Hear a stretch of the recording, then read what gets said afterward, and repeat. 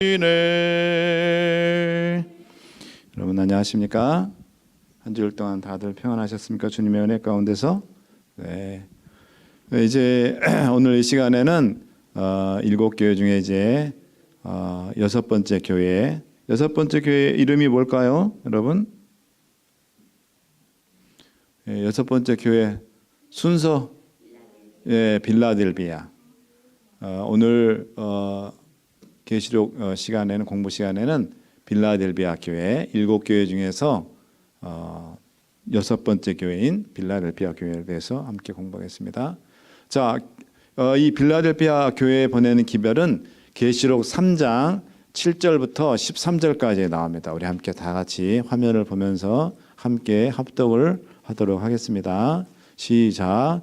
빌라델비아 교회의 사자에게 편지하기를 거룩하고 진실하사 다윗의 열쇠를 가지신 이 곧 열면 닫을 사람이 없고 닫으면 열 사람이 없는 그이가 가라사대 볼지어다 내가 내 앞에 열린 문을 두었으되 능히 닫을 사람이 없으리라. 내가 내 행위를 아노니 내가 적은 능력을 가지고도 내 말을 지키며 내 이름을 배반치 아니하였도다. 보라, 사단의 회 곧 자칭 유대인이라 하나 그렇지 않고 거짓말하는 자들 중에서 며칠 내게 주어 저희로 와서 내 발 앞에 절하게 하고 내가 너를 사랑하는 줄을 알게 하리라. 내가 나의 인내의 말씀을 지켰은즉 내가 또한 너를 지키어 시험의 때를 면하게 하리니 이는 장차 온 세상에 임하여 땅에 거하는 자들을 시험할 때라. 내가 속히 이 말이니 내가 가진 것을 굳게 잡아 아무나 내 멸관을 빼앗지 못하게 하라. 이기는 자는 내 하나님 성전의 기둥이 되게 하리니 그가 결코 다시 나가지 아니하리라.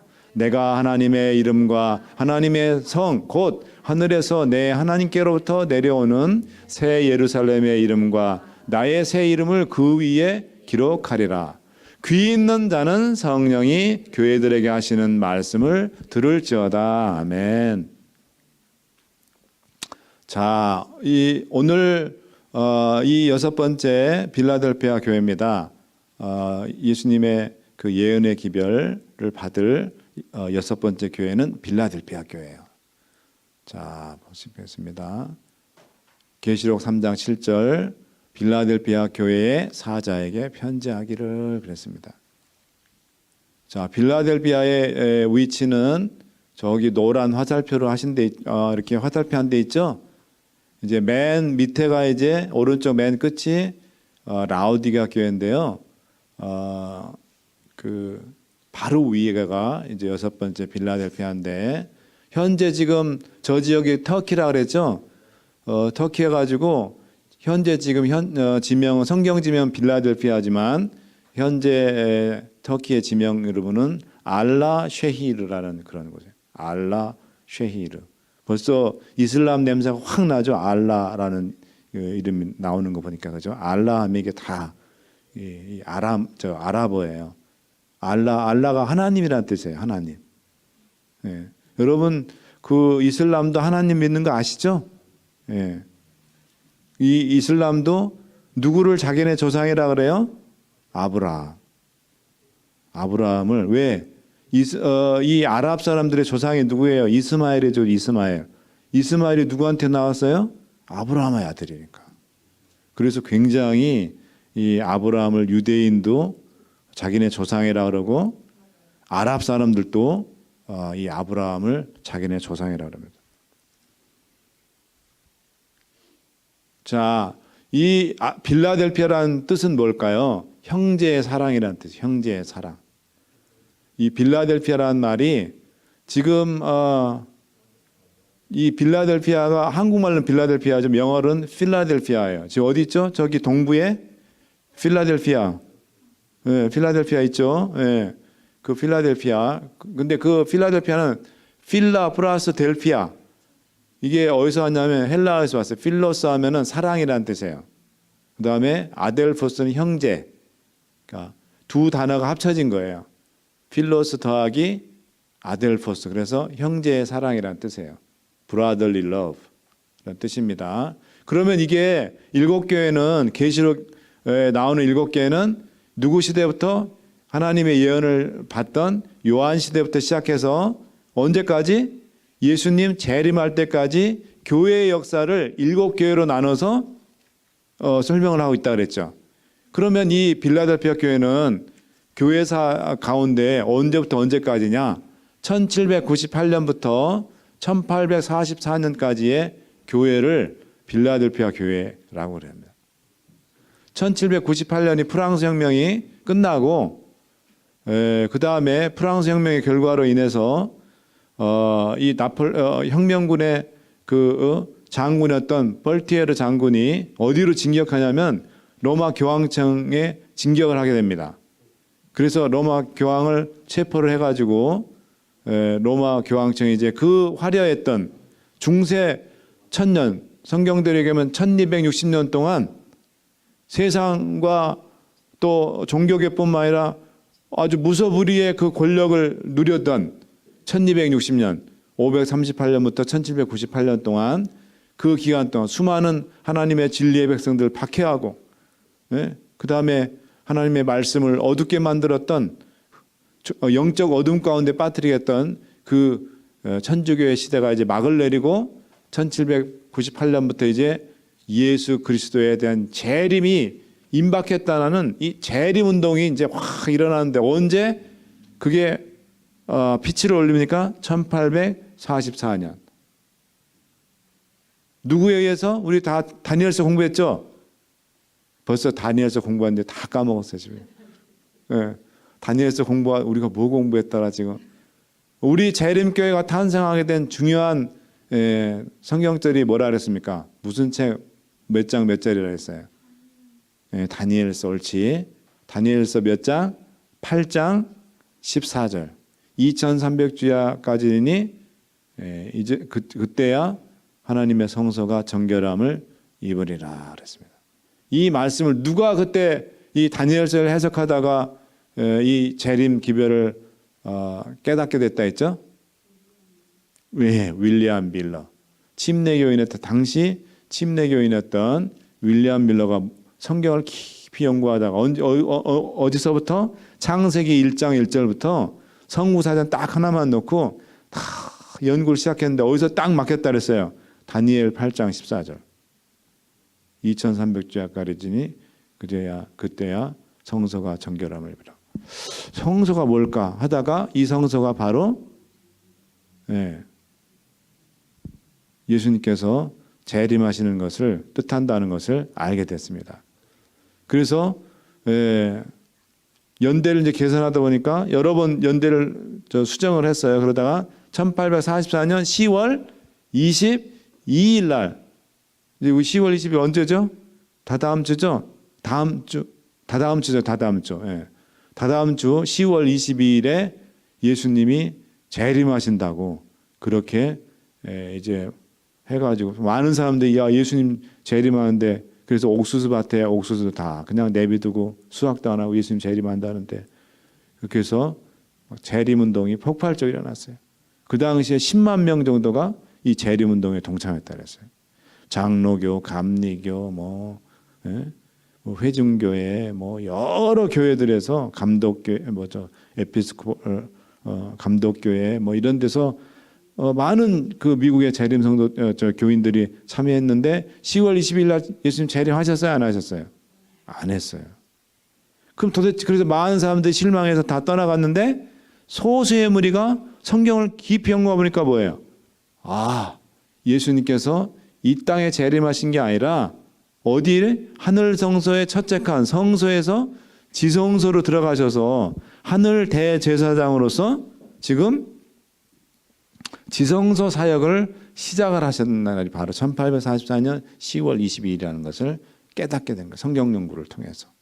그 성경 연구를 통해서 이 성소 기별을 받아들인 발견한 진리를 찾은 백성들이 모여서 시작한 교회가 바로 제7일 안식일 예수 재림교회. 그래서 우리 재림교회라면 반드시 다니엘 8장 14절 말씀을 알고 있어야 되고 그걸로 어떻게 어떤 해석이 있었는지를 알아야 될 필요가 있습니다. 그래서 1844년에 재림운동이 확 클라이맥스에 올랐어요.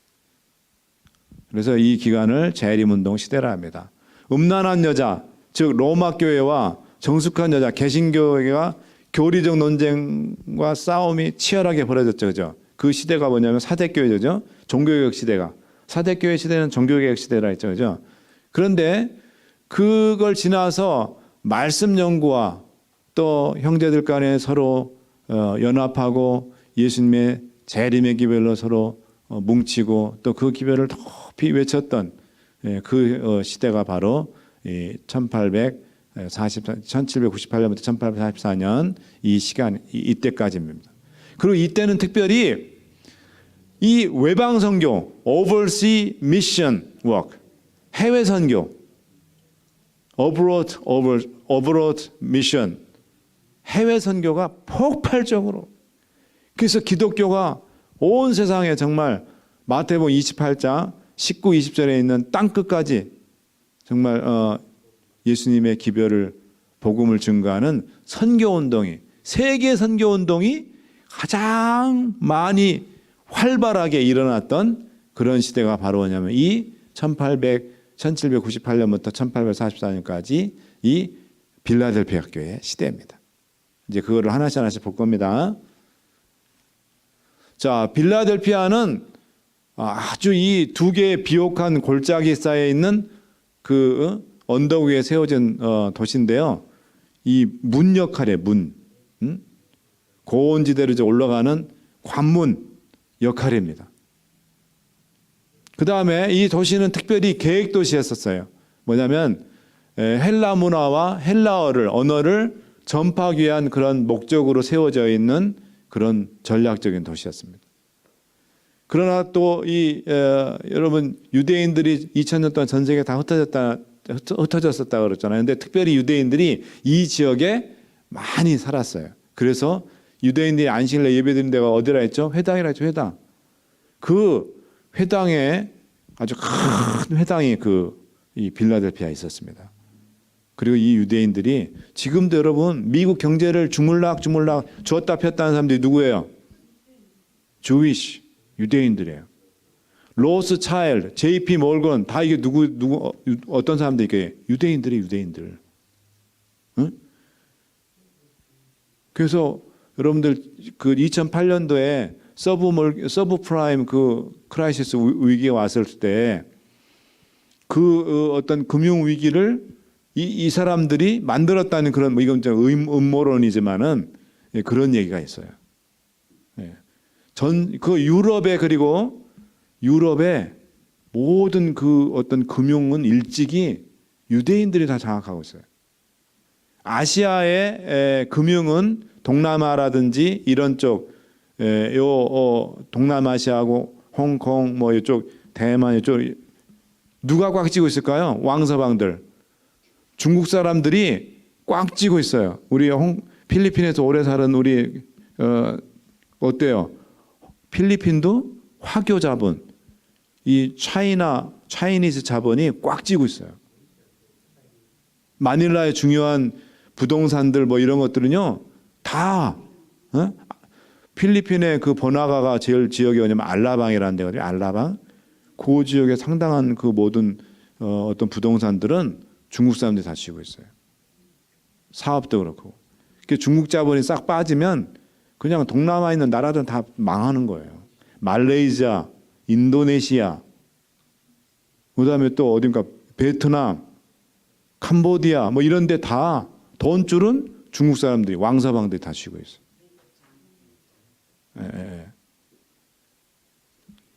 그리고 여러분 요건 조금 뭐 다른 얘기지만 이 2차 세계대전 때 이렇게 그 뭡니까? 이 히틀러가 유대인들 그렇게 독일 사람들이 유럽에서 유대인들이 되게 환영 안 했잖아요. 싫어했잖아요. 유대인들을. 왜 그러면 이 사람들이 다 금융업을 했거든. 좋게 말해서 금융이 그게 다 쉽게 말하면 다 고리대금업이에요. 고리대금업. 돈놀이, 일수놀이 한국으로 치면은. 네, 맞아요. 여기 체이스 은행도 JP 몰건 다 그래요. 그래가지고 이 유럽의 이 금융은 금융업은 유대인들이 꽉 쥐고 있는 거예요. 그래서 돈이 있으니까 유대인들이 자식들 교육도 많이 시켜서 유대인들이 원래 뭐 머리가 좋다 뭐 그런 얘기가 다 거기서 그래 나온 거예요. 다. 돈 버는 데는 그러니까 이 사람들이 다른 나라 타국서 사니까 유일하게 버틸 수 있는 게 뭐예요? 돈 없으면 못 사. 돈 있어야 돼. 돈. 그래서 악착같이 돈을 번 거예요.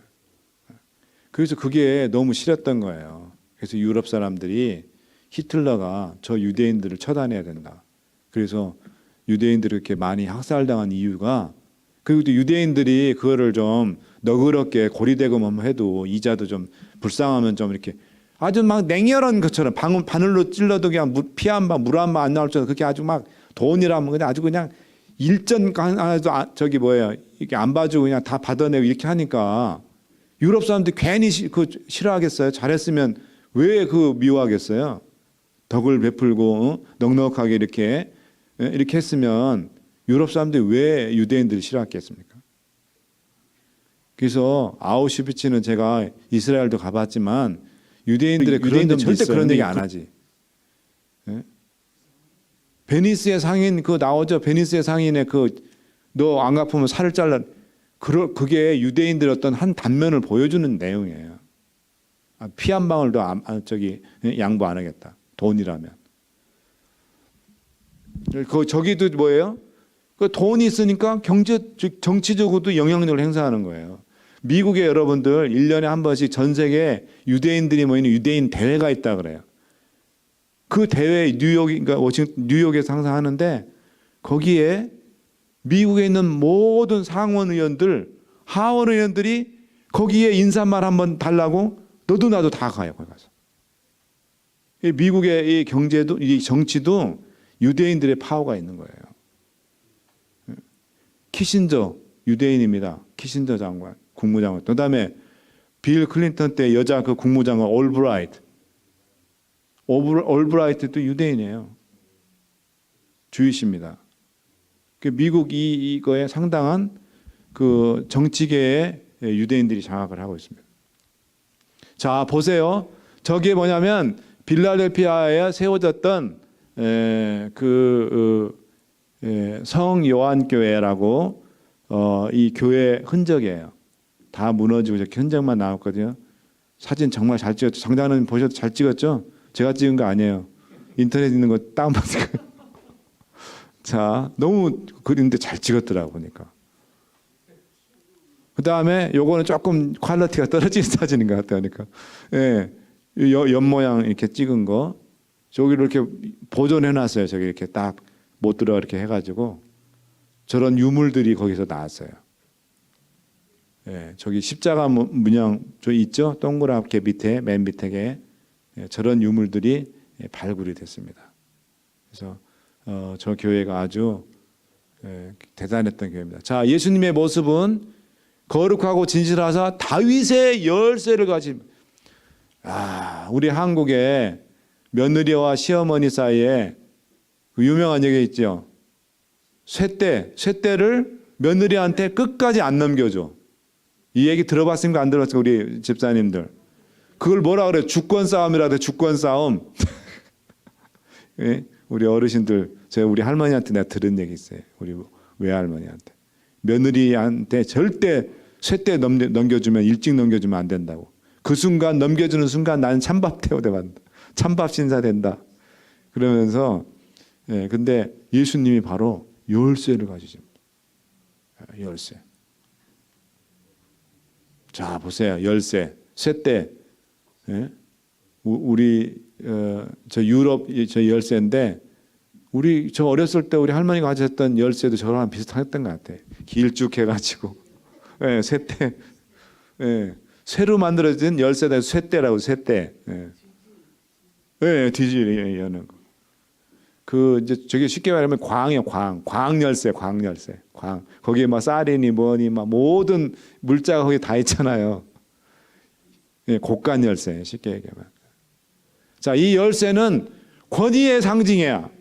집안 모든 그 책임을 안살림을 지고 있는 그 권위의 상징이 쇠대였던 것처럼, 곡간이었던 것처럼 열쇠는 권위의 상징입니다.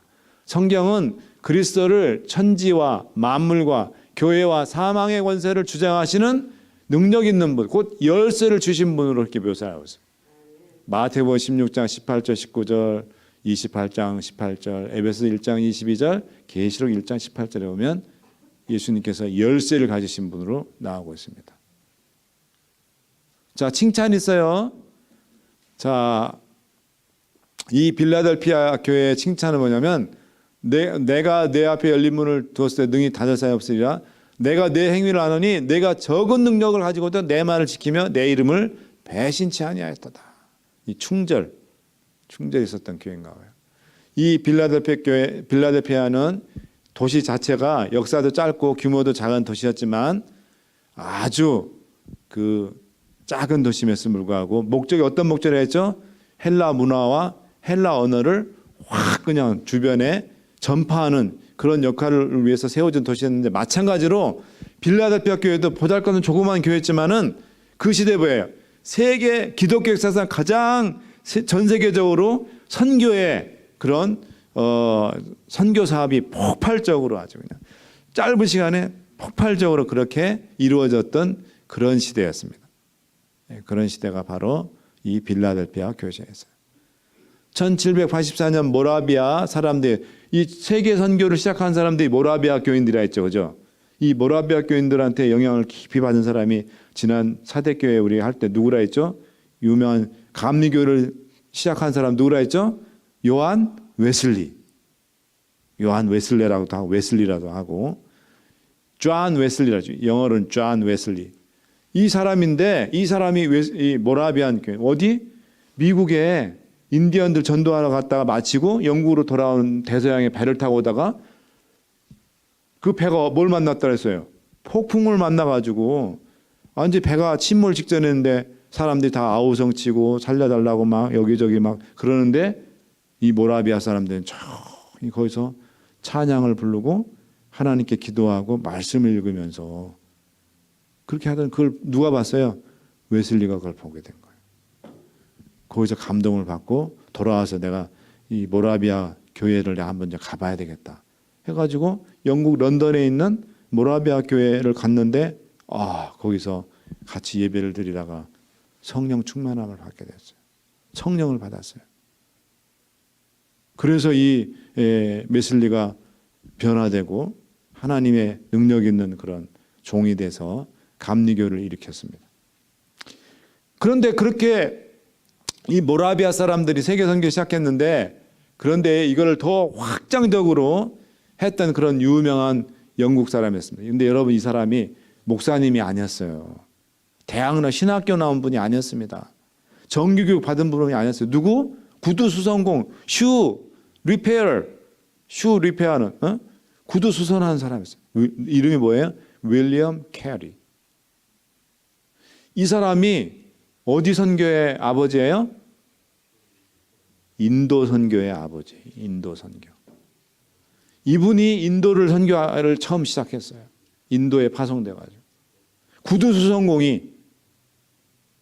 그러니 선교사는 꼭 공부하고 뭐 많이 배운 사람만 가는 거예요? 아니에요. 여기 보니까 뭐예요? 구두 수선공인 윌리엄 캐리, 이분이 인도에 가가지고 놀라운 복음의 대역사를, 선교의 역사를 이루었어요. 이분이 인도 선교의 아버지예요. 윌리엄 캐리를. 자, 작은 힘으로 큰 일을 이룬 교회라 했죠. 자, 1792년 이 윌리엄 캐리가 침례 교인이었어요. 이 사람은. 근데 이분이 이제 1792년 영국 침례가 선교회를 조직을 하고 윌리엄 캐리를 인도 선교사로 파송을 하게 됩니다. 1793년에. 그리고 그 이후 위에 영국 위에 스코틀랜드가 스카틀랜드라고, 영어로는 스카틀랜드라고 하는데 스코틀랜드라죠. 스코틀랜드 가보신 분 계세요? 우리 장단님 아직 스코틀랜드 여기 우리 조 집사님 스코틀랜드 가보니까 영국하고 또 분위기가 좀 다르죠, 그죠? 예. 이 스코틀랜드는 장로교가 강해요. 장로. 존 낙스라고, 그 존 낙스 동상도 가보셨습니까, 우리 집사님? 네, 우리 수석자님 때 거기 지난번에 작년인가 가셔서 거기 방문하고 오셨다고 그러더라고요. 존 낙스 동상. 이 그 스코틀랜드에도 이제 문서 선교회, 리터레처 에반젤리즘, 문서 선교하는 그 조직을 세우게 됩니다.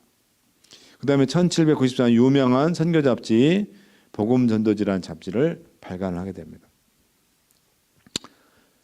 자, 그리고 1804년에 최초로 브리티시 바이블 소사이어티, 그게 뭐예요? 성서공회. 우리 한국에도 대한 성서공회가 있거든요. 이 미국에도 아메리칸 바이블 소사이어티가 있거든요. 그래서 이 각국의 성서공회가 만들어요. 왜? 성경을 쌍가배에 대량으로 찍어내 가지고 많은 사람들이 전 세계에 성경을 보급시키자. 성경을 읽게 만들자. 그랬습니다. 여러분, 우리 화이프님께서도 문서 선교봉사라는 책에 보면은 하나님의 복음 세천사의 기별이 찍힌 이 책자를 무엇처럼 찍어서 뿌리라 그랬어요? 가을 낙엽처럼 뿌리라 그랬어요. 기억나십니까? 혹시 여러분 들어보셨어요? 하나님의 복음의 기별이 잠긴 이 책자를 가을 낙엽처럼 뿌리라 그랬어요. 우리 세천사의 기별 찍힌 세천사의 기별이 기록되어 있는 이 책자나 전도지나 그 다음에 예언의 신들을 가을 낙엽처럼. 그래서 이번에 시조사에서 이 대쟁투 청소를 아주 저렴한 값으로 볼 수 있도록 이번에 새로 제작을 했습니다. 예. 아유, 감사합니다, 집사님. 감사합니다. 네, 예, 감사합니다. 예. 물 좀 마시고요.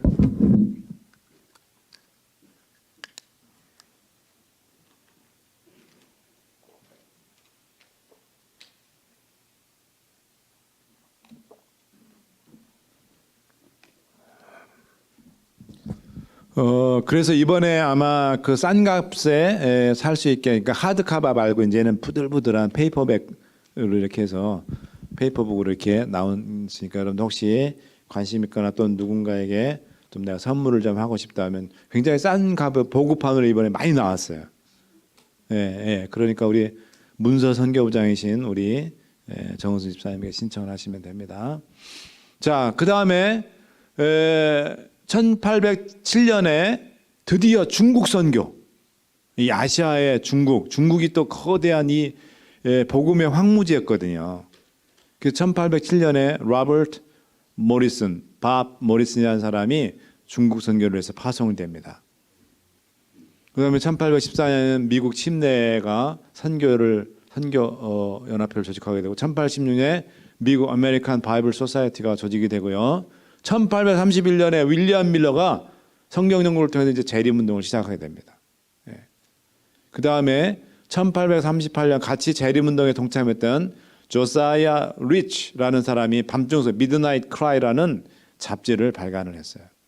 그리고 1840년 아프리카 선교의 아버지 리빙스턴 여러분 들어보셨어요? 예, 이 리빙스턴이 아프리카에서 선교를 시작합니다. 그리고 1840년 이거는 각 시대의 대쟁투 학원에 보면 나와요. 스웨덴에서 어린아이들이 재림 기별을 전파하기 시작해요.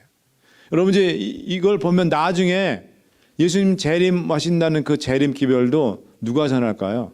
우리 아이들이 전해야 돼요. 그래서 우리 아이들 신앙교육 잘 시켜야 돼요.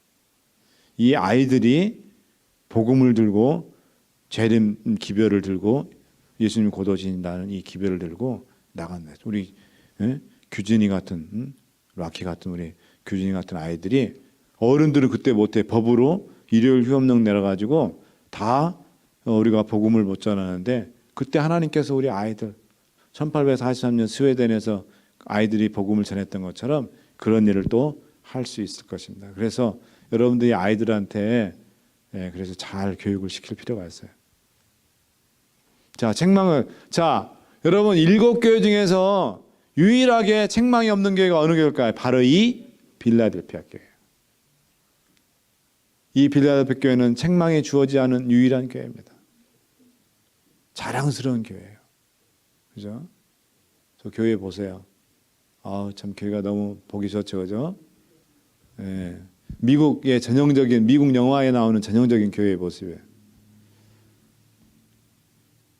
자, 권고와 보증이 있습니다. 3장 9절로 11절에 첫 번째, 내 발 앞에 절하게 하겠다.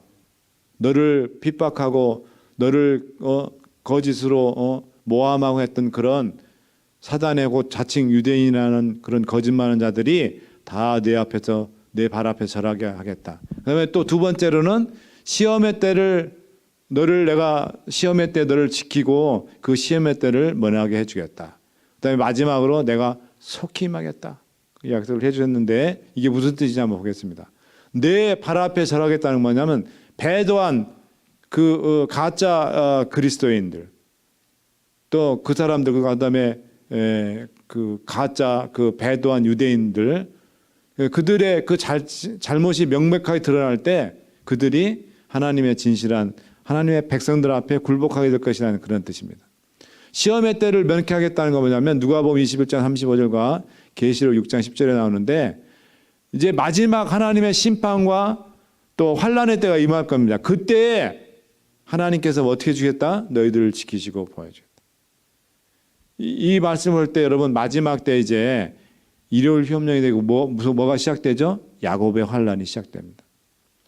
그럴 때 하나님께서 우리를 외면하시거나 하나님의 백성들을 외면하거나 몰라라 하고 내팽개쳐주신다 않는다. 그 환난을 속에서 너희들을 지키고 우리들을 지켜주시고 보호해 주시고 하나님의 백성들에게 먹고 입을 것을 주시겠다는 그런 말씀이 우리가 살아남은 자들이라든지 초기 문집에 보면 나와요. 그럼 내가 속히 임하겠다. 초기 보내면 재림의 약속이죠. 그죠? 내가 틀림없이 임하겠다. 우리가 이 재림의 약속은 어디에 많이 나와 있죠? 사복음서에도 나와 있고 사도행전에도 보면 예수님의 재림이 틀림없이 있겠다고 예수님이 말씀하셨잖아요. 그걸 다시 한번 이 빌라델피아 교회의 얘기를 다시 해주셨습니다. 자, 약속과 보상입니다. 이기는 자는 내 하나님 성전의 기둥이 되게 하겠다. 그 다음에 내 새 이름을 그 위에 기록하겠다. 두 가지 약속이었어요. 자, 성전의 기둥이 되겠다는 게 뭘까요? 자, 솔로몬 성전에 기둥이 두 개가 있었어요. 그게 뭘까요? 솔로몬 성전의 기둥 이름. 이게 제 목사 안수 목사 시험에 나왔던 문제예요. 이거 잘 몰라요. 성경을 자세히 읽지 않으면은 모르는 거예요.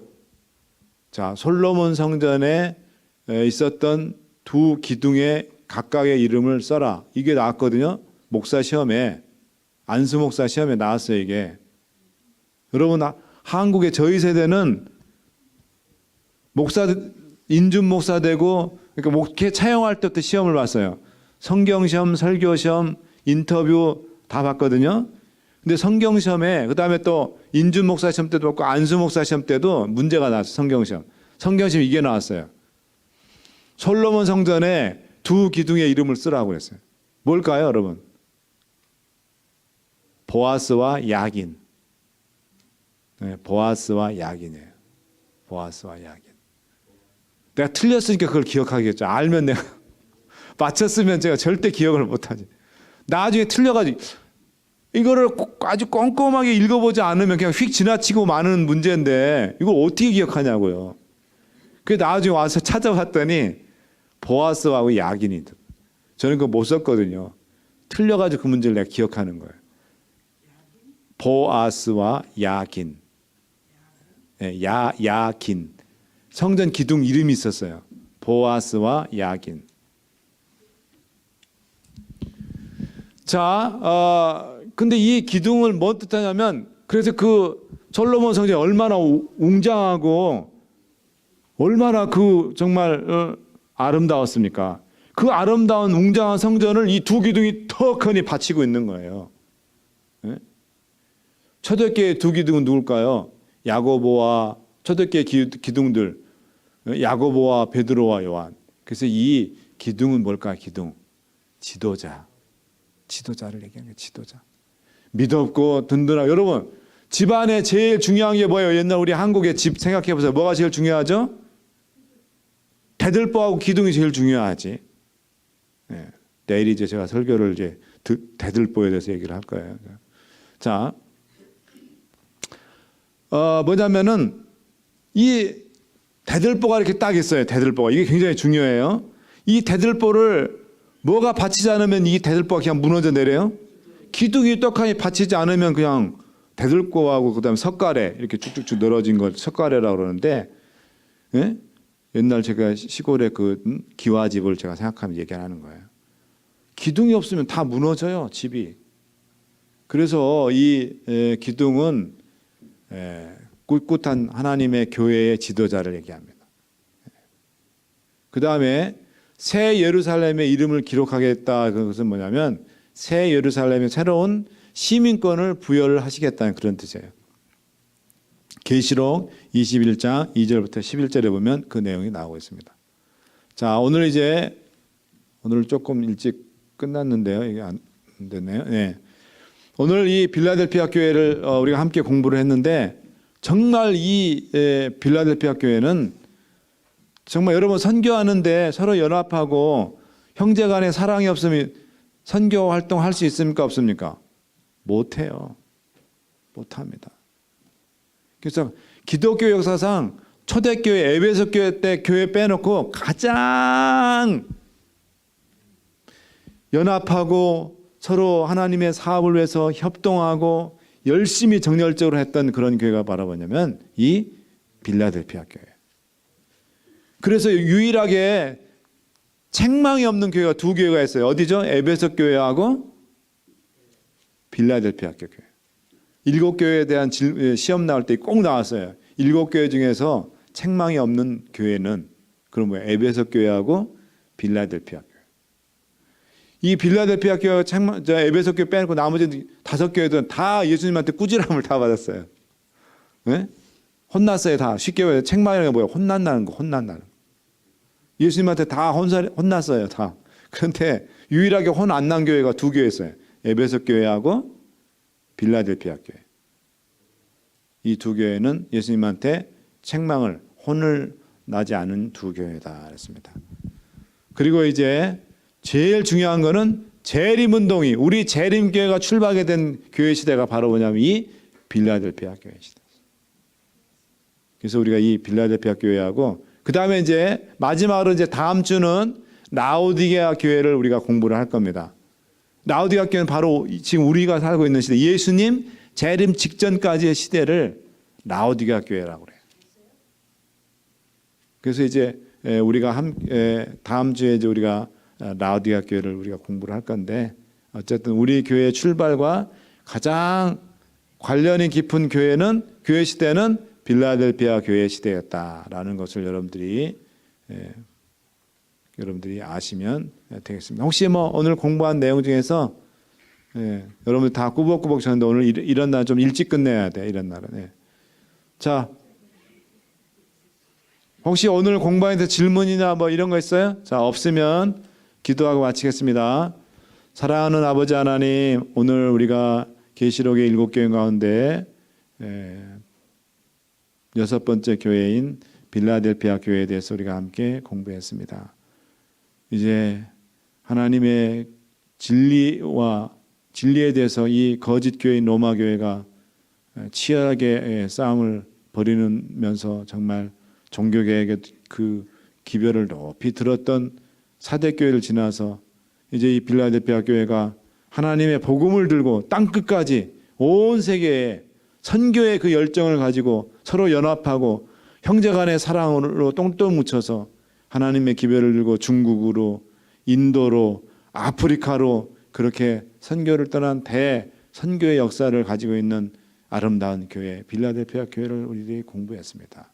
아버지, 우리도 정말 이 빌라델피아 교회의 성도들처럼 우리도 정말 이 식어가는 우리의 선교의 열정을 우리가 다시 불살라서 정말로 우리 주변에 있는 많은 이웃들에게, 또 우리 믿지 않는 자녀들에게, 친척들에게, 또 형제들에게 예수의 복음을 알리고 전할 수 있는 선교의 사명을 감당할 수 있도록 주여 인도하여 주시옵소서.